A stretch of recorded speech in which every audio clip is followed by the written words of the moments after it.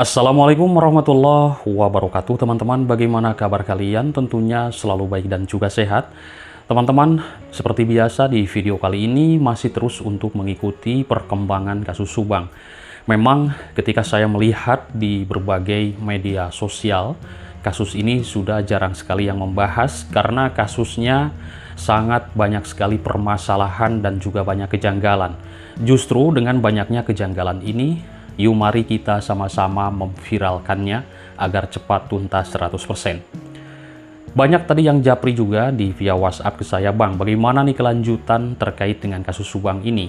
Ya, saya jawab, kasus Subang ini kita semuanya masih menunggu PK, peninjauan kembali.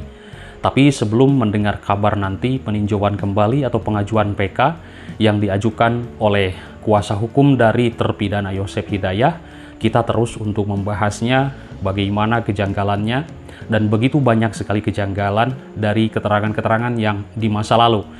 Saya melihat memang kasus ini sudah sangat basi sekali, tapi belum tuntas 100%. Sama halnya juga dengan kasus Vina Cirebon. Itu pun sudah tidak jelas ya, meskipun kemarin pengajuan PK itu ditolak oleh majelis hakim yang 7 terpidana itu. Nah, ini kasus Subang, teman-teman. Bagaimana ya kelanjutannya? Saya pun belum mendapatkan informasi yang valid.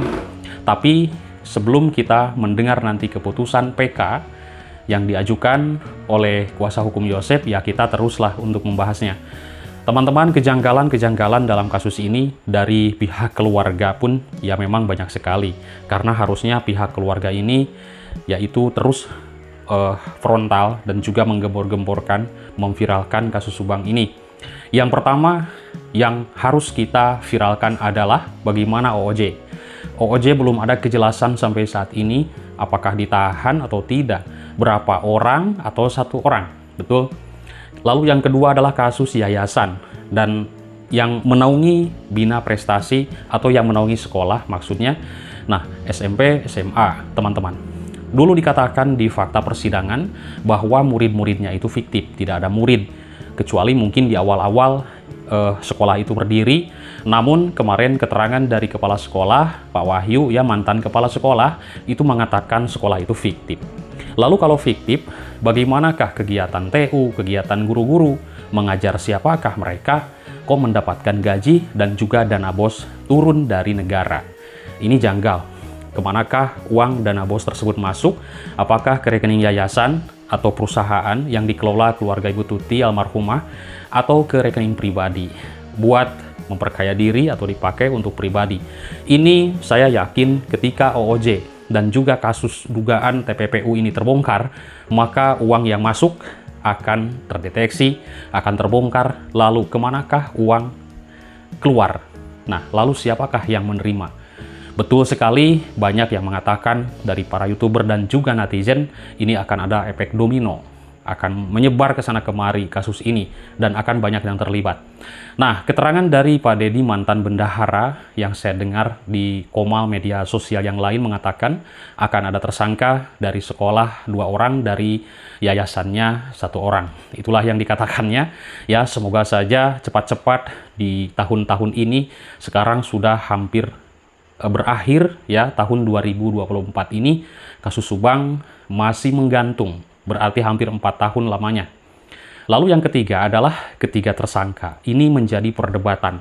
Apakah bebas, apakah nanti akan ditahan, atau menunggu pengajuan ulang kembali, atau yaitu peninjauan kembali, yaitu pengajuan PK-nya Pak Yosef. Misalkan PK itu ditolak, maka ketiga tersangka akan langsung P21, adanya persidangan, atau bagaimana, atau bebas.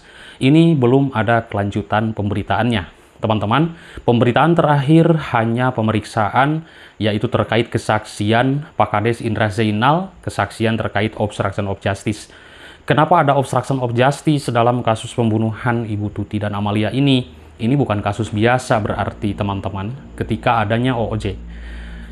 Ada yang menghilangkan CCTV, dikatakan keterangannya seperti itu. Di fakta persidangan, kesaksian Andir ini, ya saya bilang sangat luar biasa. Dia berani mengatakan melihat sosok Pak Yosef. Ini tidak ada estimasi, tidak ada dugaan juga, tidak ada perkiraan juga. Ya, ini luar biasa juga teman-teman ya. Lalu, Tadi saya melihat tayangan video kembali, mengulas dan juga menggali-gali kembali. Di situ Angger mengatakan Pak Yosep ini memakai baju putih, celana hitam. Ini bisa saja analisisnya, ya CCTV itu mungkin hitam putih kalau di agak gelap ya, kan itu di waktu setengah jam 5.30 ya, setengah 6 masih gelap lah. Seperti itu, jam 5.30 itu belum terlalu terang ya, di 2021. Bahkan di waktu di kota pun, di Subang, dulu saya masih ingat agak mendung sih, setengah 6 itu. Nah, lalu Angger ini ditanya oleh majelis hakim, coba yang mana bajunya, yang kaosnya. Ternyata bukan yang ada di sini putih, di sini ada warna merah ya, di sini ada birunya. Angger bukan mengatakan yang itu, tapi baju putih, celana hitam. Ya bisa saja, mungkin bisa jadi hitam putih ya gambarnya, seperti itu. Lalu katanya 2 orang. Nah ini di persidangan sudah dijelaskan oleh Angger. Lalu saya mendengar lagi dari keterangan Komal yang lain, kalau tidak salah di Komalnya Bang Sasena, di situ ya banyak statement dari Komal-Komal tersebut, jadi Angger ini punya bukti lain, seperti itu katanya. Ya luar biasa, kalau misalkan benar nanti ada pemeriksaan kembali, peninjauan kembali misalkan ditolak atau diterima, itu tidak jadi masalah ya. Intinya kasus ini harus terbongkar. Misalkan ada persidangan kembali, PK ditolak, lalu Angger dipanggil kembali, apa nanti yang akan ditampilkan di persidangan menurut Angger ini punya bukti yang lain. Begitulah yang saya dengar di Komal ya. Nah, dan ini memang sudah ada penelusuran dari para YouTuber Subang. Ya, waktu itu Mas Sodo juga turun ke lapangan, Bang Freddy juga turun ke lapangan, Mas Puri mencari data-data informasi kebenarannya bagaimana keterangan Angger ini, sehingga dapat menjerat Pak Yosep dengan bukti saintifik tersebut. Lalu CCTV memang di persidangan ini tidak diputar. Yang saya ketahui yang diputar hanya toko jok motor, itu ada penampakan foto Pak Yosep Hidayah dan juga dari CCTV Bu Harun ya. Itu pun tidak jelas, dan semuanya CCTV harusnya memang diputar karena publik ingin sekali mengetahui bagaimana terkait dengan digital forensiknya, terkait dengan kesaksian para saksi. Itu kan harus relevan juga ya, harus berkesinambungan, harus keterkaitan.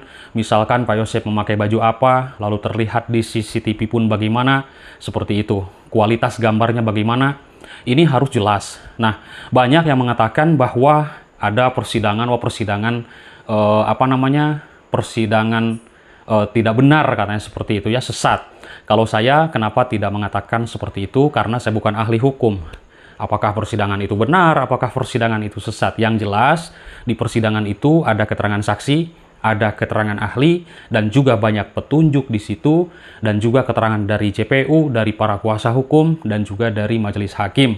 Itu menjadi sebuah kesimpulan di persidangan, dan juga kita mungkin sudah mendengar bagaimana rangkuman-rangkuman dan juga rekaman dari persidangan tersebut, teman-teman. Karena di awal-awal persidangan itu tidak boleh untuk meliput ya, tapi diusahakan oleh para YouTuber ini untuk semaksimal mungkin ada rekamannya di awal-awal persidangan itu, karena tidak boleh. Nah, diperbolehkan itu setelah sekian lama persidangan, baru diperbolehkan sampai akhirnya Pak Yosep Hidayah divonis 20 tahun penjara, Ramdhanu 4 tahun penjara sebagai seorang justice kolaborator. Seperti itulah kasus Subang ini. Lalu bagaimana ketiga tersangka? Nah, ini kan keterangan JC adalah mereka pelaku, komplotan para pelaku di malam itu ada di TKP. Kenapa sampai saat ini saya bertanya mungkin kepada teman-teman juga, kenapa belum juga dilakukan penahanan? Oke, nah apakah bukti-buktinya kurang kuat atau buktinya tidak ada atau bagaimana? Seperti itu. Ya, sekarang saksi-saksi yang 2 orang sudah almarhum ya. Pak Edi Soekarno almarhum kan mengatakan punya screenshot terkait masalah CCTV di toko jamu. Ini pun perlu pembuktian dan perlu diputar juga di persidangan. Jadi masyarakat ini sangat yakin ya melihat bahwa benar itu adalah dikabarkannya Ibu Mimin dan anaknya. Apakah benar atau tidak? Seperti itu ya. Itu harus diputar juga harusnya di persidangan. Semoga nanti kalau misalkan ada persidangan lagi, ini diputar semuanya, baik CCTV Polsek, CCTV yang ada di bundaran, CCTV di toko jok motor, di cucian, ya kan, Angger, toko jamu, konter Arigi, kan ini menarik. Kan dulu dikatakan ada 55 titik CCTV. Banyak sekali ya, tapi kok tidak ada penampakannya gitu loh. Nah, ini masyarakat perlu pembuktian. Intinya kita minta kepada Polda Jabar yang menangani kasus ini semoga cepat menuntaskannya karena ini masih menjadi perdebatan publik. Semoga Polda Jabar selalu menyimak, ya mampir mungkin ke Komal-Komal yang membahas kasus Subang. Oh ternyata kasus Subang ini masih perdebatan, terutama adalah OOJ-nya, ketiga tersangka dan juga kasus yayasan atau ada di sana dugaan pencucian uangnya. Semoga cepat terungkap semuanya ya. Teman-teman viralkan terus, jangan lupa tinggalkan like, komentar, dan klik tombol subscribe agar saya tambah semangat untuk terus memviralkan kasus ini. Terima kasih, selamat malam. Bye-bye.